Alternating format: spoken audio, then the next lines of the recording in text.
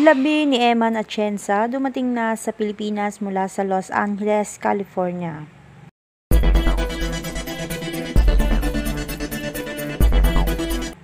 Matapos ang ilang araw ng matinding kalungkutan at paghihintay, sa wakas ay dumating na sa Pilipinas ang labi ni Eman Atienza, anak ng kilalang TV host at personalidad na si Kim Atienza mula sa Los Angeles, California. Isang emosyonal na tagpo ang naganap sa paliparan ng sinalubong ng pamilya Atienza, mga malalapit na kaibigan at ilang personalidad sa industriya ng showbiz ang labi ni Eman. Hindi napigilan ni Kim Atienza ang kanyang emosyon habang mahigpit na niyakap ang kabaong ng kanyang anak. Ayon sa mga nakasaksi, kapansin-pansin ang sobrang lungkot at pangungulila sa mukha ng batikang host na kilala sa kanyang pagiging matatag at positibo sa buhay.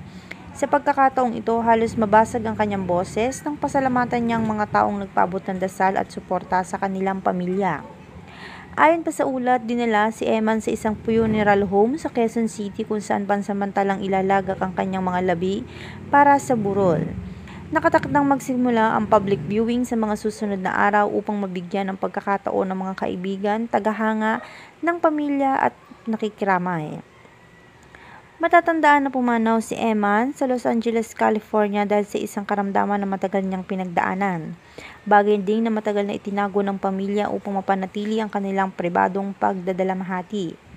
Sa gitna ng matinding dalamhati, nananatiling matatag si Kim Atienza at nagbigay ng inspirasyon sa publiko sa kanyang mensaheng ang buhay ay regalo at kahit gaano ito kaikli, ang mahalaga ay kung paano natin ito ginugol sa pagmamahal at kabutihan. Ang pagdating ng labi ni Eman sa bansa ay nagbigay ng pagkakataon sa kanyang mga kaibigan, mga naging kaklase at mga tagahanga na magpaabot ng huling pagpupugay, isang patunay na ang alaala ni Eman ay mananatiling buhay sa puso ng mga nagmamahal sa kanya.